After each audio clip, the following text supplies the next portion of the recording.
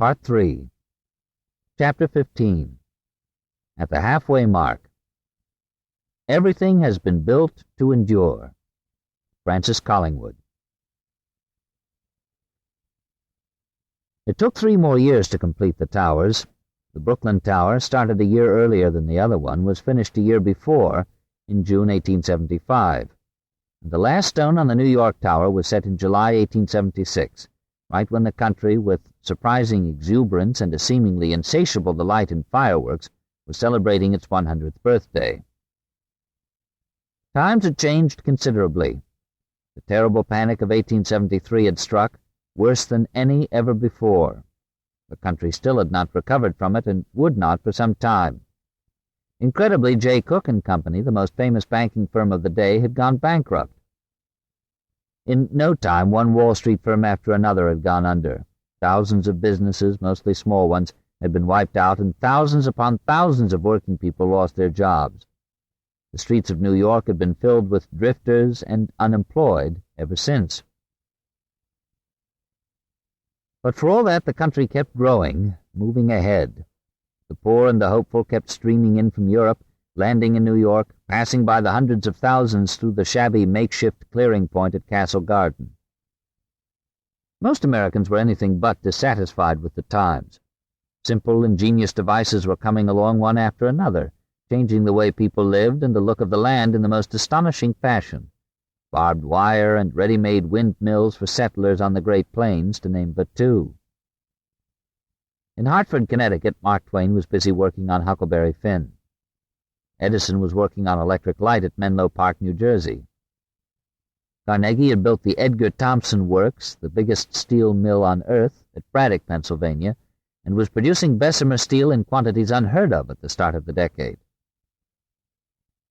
Big corporations were growing bigger, and though some railroads were going bankrupt, other lines kept right on expanding. More and more railroad tunnels and railroad bridges were built, including the nation's most celebrated new bridge and its longest tunnel. In St. Louis, Eads had finished his work. The bridge was hailed as an engineering marvel, which it was. A placard over one arch read, "The Mississippi discovered by Marquette, 1673. Spanned by Captain Eads, 1874. The love of praise is, I believe, common to all men," Eads had said in a speech that day, "and whether it be a frailty or a virtue, I plead no exception from its fascination."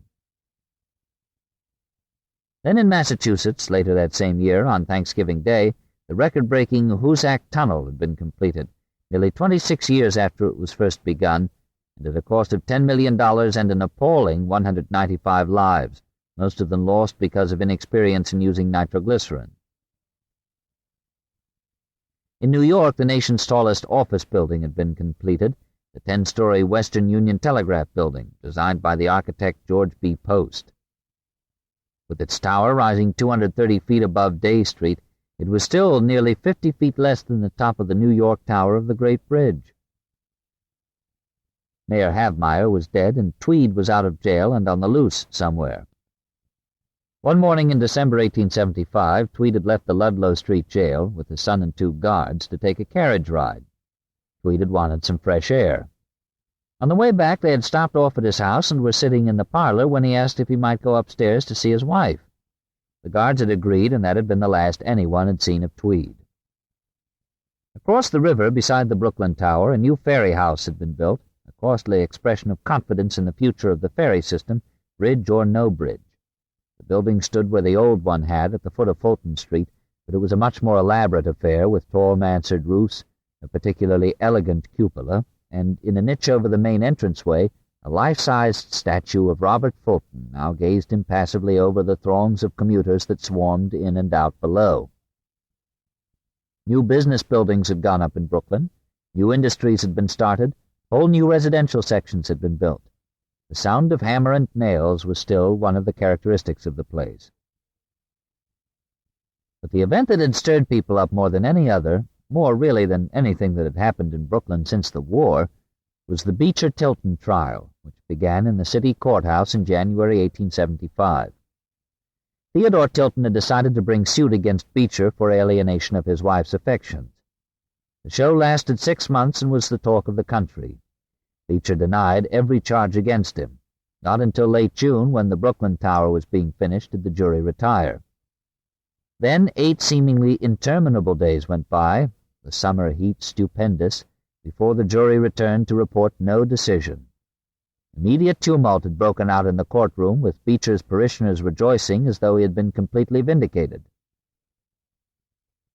Whether Beecher was guilty of adultery with Theodore Tilton's shy and decidedly neurotic little wife would never be proved. Beecher had turned out to be an inconsistent, fumbling witness. His testimony, like nearly everything said at the trial, had been treated by the papers as news of the highest importance. And a large part of the American public, not to mention the populace of Brooklyn and New York, had concluded he was just as guilty as could be. Writers of later generations would decide that Beecher was absolutely guilty and, in general, a posturing fraud. He would be portrayed as the prime example of Victorian hypocrisy, and his trial described as a watershed in the nation's social history. But it does not appear as though the people of the time saw it quite that way. For the millions of Americans who had read the Word from Plymouth Church week after week for nearly 30 years, taking it as very nearly the word of the Almighty, Beecher's fall was assuredly a shattering blow. Still, nobody seems to have discarded his religion overnight, or his notions of right and wrong, because of what the Reverend Henry Ward Beecher allegedly did with Mrs. Tilton. Moreover, a great many people who thought Beecher might be guilty after all would continue to regard him as an extraordinary human being, and felt he had suffered more than enough. And a very great many more people would believe in his innocence until their dying day. As a matter of fact, it is altogether possible that Beecher was innocent. But apart from all that, something had very definitely happened in Brooklyn to the way people regarded the place. Brooklyn's cherished reputation for respectability had suffered irreparable damage. The name Beecher could be an emblem no more. Rightly or not, the man had been pulled down by a running tide of public sensation over what a pamphlet of the day called wickedness in high places. No longer could the East River be viewed, as it had by many on the Heights, as the great dividing line between good and evil. No longer could Plymouth Church be regarded as the symbolic center of Protestant American virtue, or as Brooklyn's answer to Tammany Hall. So by the time the talk had turned to other momentous events of the day, to the great Centennial Exhibition in Philadelphia, for example, Brooklyn had but one monument to take pride in. Brooklyn now had its bridge. The plain barn-like church, never much of an architectural beauty, had been replaced by the immense Gothic bridge, which had been underway for 7 years now, but still had a long way to go. Building the bridge without the chief engineer on hand to direct things had posed no serious problems. The plans were very clear, his written instructions quite thorough, to say the least. Nor was there anything especially novel or complicated about the work. Most of it was straightforward masonry construction, the only significant difference being the immense size and height of the towers. The towers were actually 8.5 feet higher even than John Roebling had initially said they would be. This was one of several changes that had been made as the work progressed. The height of the completed towers above the water was 276 feet 6 inches. But Roebling, it must also be remembered, was served by an exceedingly able staff of assistants, all of whom had been on the job since the beginning, and each of whom had developed an uncommon loyalty both to the work and to the chief engineer. Probably no great work was ever conducted by a man who had to work under so many disadvantages. Emily Roebling would write in time to come, when her own role in the engineering of the bridge had become the talk of Brooklyn. It could never have been accomplished but for the unselfish devotion of his assistant engineers. Each man had a certain department in charge, and they worked with all their energies to have the work properly done according to Colonel Roebling's plans and wishes, and not to carry out any pet theories of their own or for their own self-glorification. Martin, the senior man among them, efficient, pleasant, colorless, was still serving as Roebling's stand-in, supervising the work overall. Collingwood, the Elmira jeweler whose initial intention had been to stay with the job only a month, was now assigned to completing the Brooklyn Tower, while the inventive and reliable Payne had charge of the New York Tower. Once the Brooklyn Tower was finished, Collingwood went across the river to take charge of the New York anchorage, that 4-square masonry pile which, with its pair of deep arches, looked like the beginnings of a Roman bath. The anchorage was already as high as an 8-story building. It stood 900 feet inland from the New York Tower and filled most of the block between Cherry and Water Streets. 4 great cables descending from the tower would be secured to this mass on top, up near the end closest to the tower. The cables from the tower to the anchorage would carry what would be known as the land span of the bridge. They would be fixed to chains of huge iron bars that disappeared into the anchorage and were, in turn, tied to 4 great cast-iron anchor plates embedded deep within the granite, in the heel of the anchorage, as it were, down near the level of the street. The dimensions of the New York anchorage and that of the one in Brooklyn were 119 by 129 feet at the base, 104 by 117 feet on top. For the time being, the 2 structures stood just over 80 feet high, bristling on top with the same sort of timber derricks and other stone hoisting apparatus used on the towers. Once the cables were finished, more stone would be added, taking the level up to that of the roadway, or to nearly 90 feet. The final total weight of each anchorage would be 120 million pounds, or 60,000 tons. Had either one of them been built someplace elsewhere, it would have been regarded as most imposing and awe-inspiring, in the way the Brooklyn Tower had been when it loomed up all alone at a height of 80 feet. But standing in line with one of the towers, an anchorage did not look like much. The towers attracted all the attention, understandably. Still, in terms of the engineering involved, the anchorages were extremely interesting, and their importance to the bridge was very great indeed. Roebling wrote that there were but 2 factors to deal with in the anchorages, granite and gravity. The first he described as a material whose very existence is a defiance to the gnawing tooth of time. The second he called the only immutable law in nature. Hence, when I place a certain amount of dead weight in the shape of granite on the anchor plates, I know it will remain there beyond all contingencies. The anchorages were in fact built entirely of limestone, with the exception of the corners, front arches, and the cornice. There was also about 650 cubic yards of granite placed directly over the anchor plates. The anchor plates, 4 to an anchorage, 1 for each cable, had been set in position during the early stages of the stonework. Their general shape, as Roebling said in his specifications, was that of an immense oval spider, 16 by 17.5 feet and 2.5 feet thick. They weighed 46,000 pounds, or 23 tons apiece, and just getting them into position properly had taken some doing. The plates rested flat at the bottom of the stone mass, like mushroom-style ship anchors, standing upright. Each of them had been cast with 2 parallel rows of 9 oblong apertures, into which 18 of the iron eye-bars were placed, set perfectly erect, making thereby 2 identical upright rows of 9 bars each.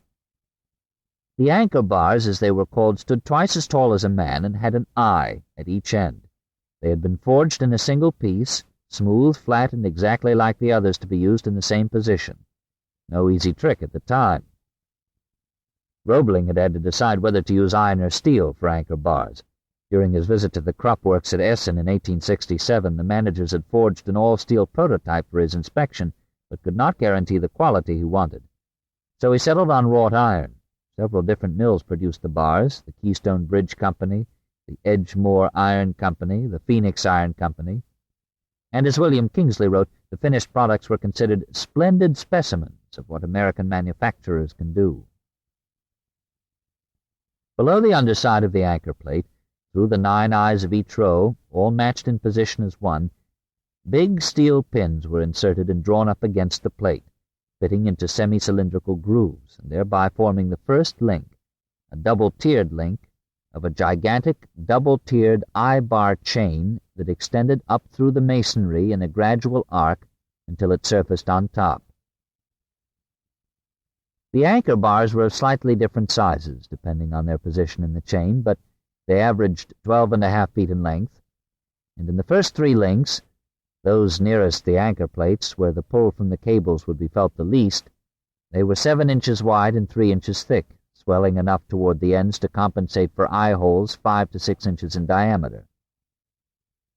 The bars of the 4th, 5th, and 6th links, however, were increased in thickness to 8 by 3 inches, and from there to the top, as the bars became horizontal and so came directly in line with the pull of the cable, they measured 9 by 3, except for the last link, where the number of bars was doubled and their width was halved. The last link had in all 38 bars in 4 tiers to catch hold of the cable wires. Washington Roebling had spent months working out the entire arrangement. The anchor bar chains had grown apace with the masonry. Once the anchor plates were fixed in position, the stone was built over them and close about the first set of anchor bars in each chain.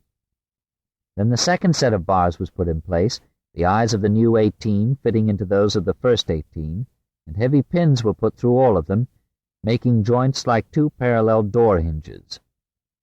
Each new set of bars after the first 2 was then made to incline forward toward the tower, a little more than its predecessor, forming a steady curve or arc, so adjusted as to bring the end of the chain out on top of the anchorage at exactly the point where the end of the cable would be coming in, which was about 25 feet back from the edge facing the tower.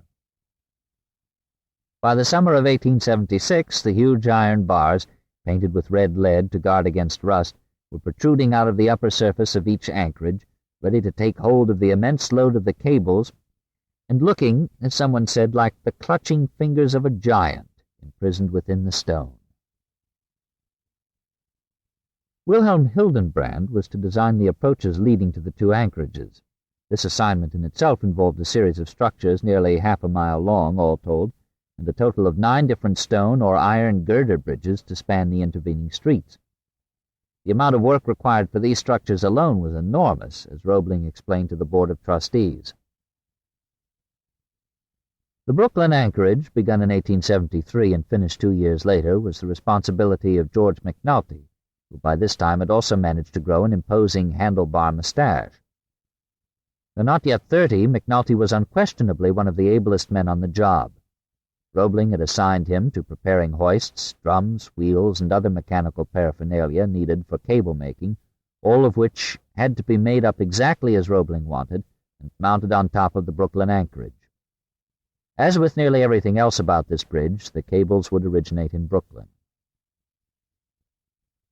Since McNulty, along with each of the other assistant engineers, had had no previous experience building suspension bridges, every step after the stonework was a new one, and there might have been costly delays or mistakes had it not been for Roebling's extraordinary written communications, and for master mechanic E.F. Farrington, the one and only man among them who had ever worked with wire before. The cable-making machinery was to be essentially the same as what had been used at Cincinnati, which Farrington had helped set up under Roebling's direction. Farrington was the one now who could train the men to do the all-important wire work out over the river, ship-riggers, many of them, but few of whom had ever before seen anything of this kind. Farrington had helped Hildenbrand do up a set of finished plans for the footbridge that was to swing from tower to tower, and had built an amazing scale model according to Roebling's directions. The model was set up in a big room at the bridge company where the men could gather about it. The towers were of wood and stood about 5 feet high and 15 feet apart, and from them were suspended small steel wires, miniature wheels, cradles, the footbridge, everything exactly as it would be. Each part of the model was marked with a tag explaining its function, and everything worked as it would once the cable spinning began.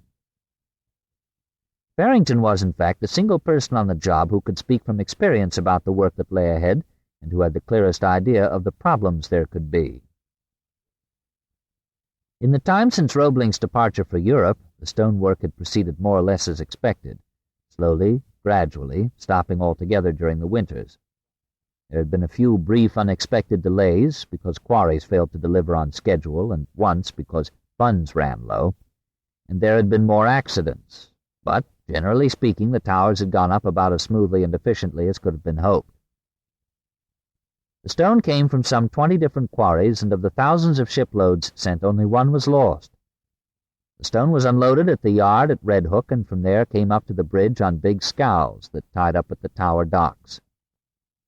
Then one by one, as needed, individual blocks were picked out of the scows by derricks and placed on small flat cars that ran on rails laid in various directions around the foot of the tower.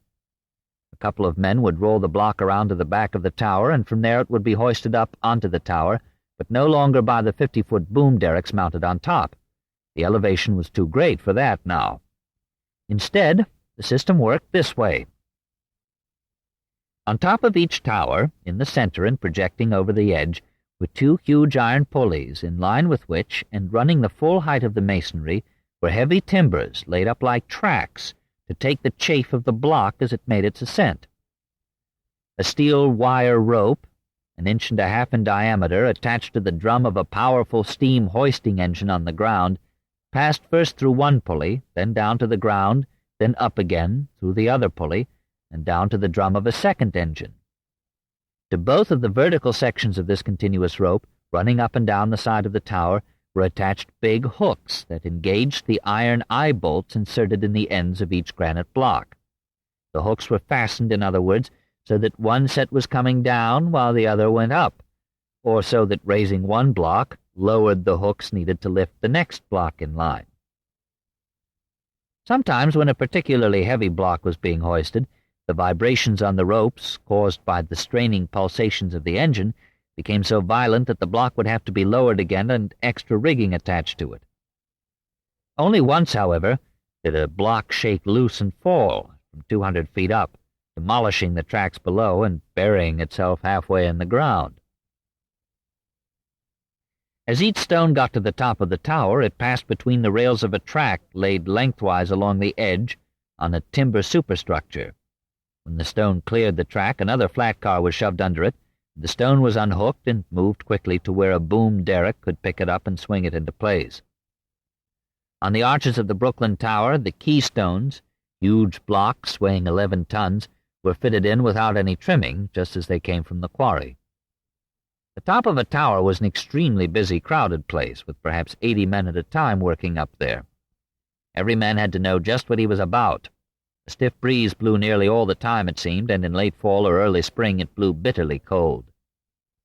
One November, a magazine editor, who ventured no farther up the Brooklyn Tower than the base of the great arches, wrote that from the finished span, the prospect will be afforded which, for grandeur, will have no rival in the world, but doubted there would ever be many sightseers in winter-time. Master Mechanic Farrington later wrote this memorable description of an early morning on top of the Brooklyn Tower. There are times when, standing alone on this spot, one feels as completely isolated as if in a dungeon. Some 3 years ago I had an experience of this kind by daylight. It was in the early morning, when a dense fog covered the whole region, that having occasion to examine some machinery, I went on the tower before the time for commencing work. I shall never forget that morning. I found the fog had risen to within 20 feet of the top of the tower, and there it hung, dense, opaque, tangible. It was what you might seem to cut with a knife. It seemed that I might jump down and walk upon it unharmed. It looked like a dull ocean of lead-colored little billows, vast, dead, immovable.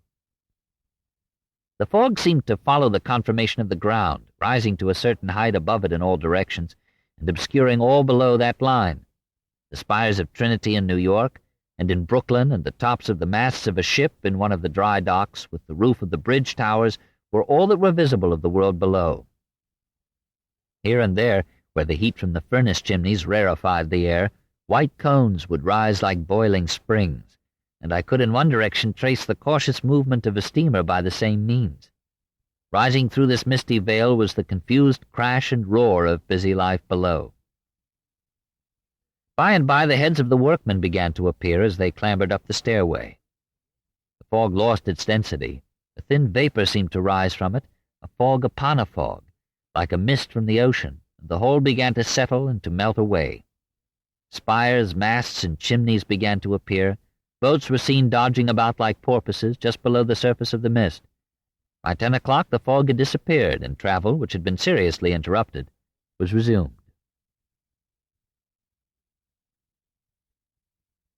Perhaps the biggest problem on top was making signals to the engineers in the yard below to prevent overwinding of the hoisting engines. Shouting seldom worked because of the wind. At times, fog made flag signals impossible, and the system of signal bells that had been rigged up was constantly breaking down. Men looking out over the edge had to be prepared always for sudden gusts of wind that could throw them off balance. Thus far, 3 men had been killed in falls from the towers. The engineers told reporters later that every precaution had been taken against such accidents. Anyone who experienced the slightest giddiness on top was immediately ordered down again and assigned to ground work. But a protective railing of the sort critics of the work had been calling for would have been more trouble than it was worth, the engineers said. In 1875, a man named Reed and another named McCann fell from the Brooklyn Tower and were killed instantly. Reed, it appears, had been subject to epileptic fits, a fact he had concealed when he applied for a job. A man who had been working nearby claimed he heard Reed groan just before he fell. McCann had been standing at the edge on the corner of one of the buttresses as a box of mortar was about to be raised by a derrick. Instead of walking around the right angle of the corner, he jumped across it, but at the same instant the mortar box swung into the air and hit him, knocking him beyond the edge of the tower. He fell the distance. And it had been just that May of 1876 that John Elliott fell from the New York Tower. His job had been to shove the flat car under the blocks as they arrived on top. His foot slipped and he went through the opening in the track. He struck a projecting beam on the way down and landed inside one of the arches. But these had not been the only horrible deaths. A man named Cope, who had the duty of guiding the rope onto the drum of a hoisting engine, tried to kick the rope into place when it was not winding to suit him. He had been shown how to do the job properly, where to stand and so forth, but ignored what he had been told. He kicked and missed his mark. The rope caught his foot and wound his leg around the drum. His leg was crushed so badly that he died almost immediately. Another man was crushed by a block of granite that struck him in the stomach. One of the carpenters was killed by a falling stone, and a man at work somewhere near the base of the Brooklyn Tower was rolling a wheelbarrow loaded with dirt across a plank at a fairly considerable elevation when by accident the barrow ran off the edge of the plank. Instead of letting go, he held tight to the barrow handles, falling to his death. But there had been numerous narrow escapes as well, and one in particular would be talked about for years to come. Near the completion of the Brooklyn Tower, a man named Frank Harris, not the one who attained literary notoriety, fell head over heels down into one of the hollow spaces between the 3 main shafts of the tower, a drop of 186 feet, according to later accounts. His companions, assuming he was dead, started down for the body, but then they heard Harris calling for somebody to lower a rope. He had landed on an empty cement barrel floating in about 3 feet of rainwater that had collected in the pitch-dark stone well, and he had received only minor injuries. 8 days later, he was back at work on top of the tower. By the time the towers were finished, the bridge had already taken the lives of a dozen men. But in the early summer of 1876, the engineers were telling reporters that from then on, the work would get even more dangerous. It was a sort of statement to double public interest overnight. Since the summer the bridge began, there had never been a time when the public was not interested in it. But things were different now, with the 2 gigantic towers facing each other from opposite shores. There was no longer any problem picturing the immense scale of the highway to be slung between them, nor did it seem very likely now that anything could bring the work to a halt. In the spring of 1876 there had been a much publicized hue and cry from some of the shipping interests. It was claimed that the bridge would obstruct traffic on the river. Public hearings had been held. Several warehouse owners had spoken out vehemently, calling the bridge a nuisance and claiming it would cramp the commerce of the river port. But a shipmaster named Levy had argued for the bridge with great effect. It was too late in the day to start objecting to the bridge, he said. He said he never had any trouble striking top spars on a ship. Indeed, to those ship owners who were claiming it would cost $500 to strip a ship to pass under the bridge, he said it would be a pleasure to do the job for them at that price. Then he finished his speech by asking if the bridge were not finished now, what were they to do with the towers? It was a question that appeared to dismiss the whole issue, which it did not, as things turned out, but for the moment the bridge had passed through one more trial, intact and in good part because the colossal twin towers seemed to provide a certain psychological momentum it had not had before. To have the towers completed the summer of the centennial also seemed especially appropriate, and particularly since the bridge now belonged to the people, quite literally. On June 5, 1874, nearly 2 years after Demas Barnes first proposed changes in the original charter, the state legislature in Albany passed an amendment requiring that the cities of Brooklyn and New York be given increased representation among the directors of the bridge company. The mayor and the comptroller of each city were to pick 8 directors, and the mayor and the comptroller of each city were themselves to be directors. The bridge was formally declared a public highway and given a legal name at long last, the New York and Brooklyn Bridge. Then in May of the following year, an act was put through dissolving the New York Bridge Company entirely and redefining the bridge as a public work to be constructed by the 2 cities for the accommodation, convenience, and safe travel of the inhabitants. 2/3 of the cost was to be met by the city of Brooklyn, the remaining third by the city of New York. Private stockholders were reimbursed for their previous payments with interest, and their title was extinguished. But once again the old management survived. Murphy as president of the trustees, instead of the old board of directors. Kingsley now a member of the executive committee instead of superintendent. There was no change either in the engineering staff. So, except for Roebling's physical absence from the scene, the cast of characters was no different from what it had been at the start. Most of the business of the company was still being conducted behind closed doors, but like the immense, irrefutable presence of the granite towers, a law on the books making the bridge the possession of the people did something important to the way the people felt about the bridge.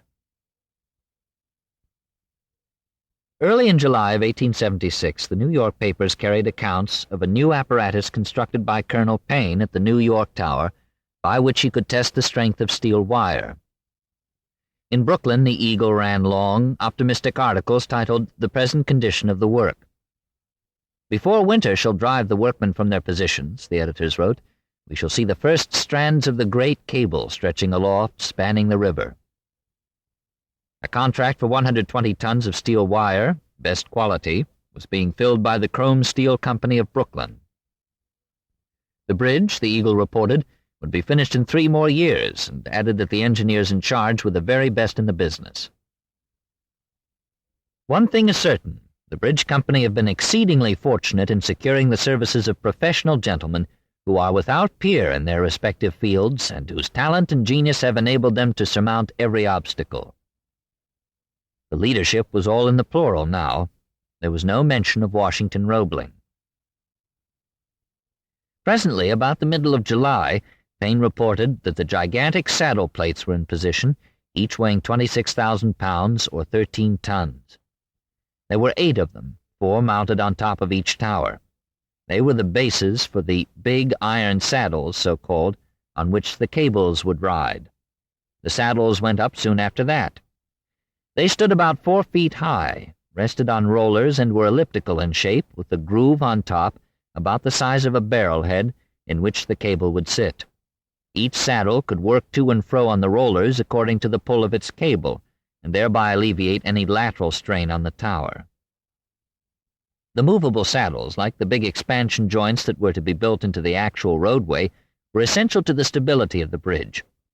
Its capacity to move, the fact that it would not be perfectly rigid like a stone bridge, was the thing that would keep it alive, as the engineers said.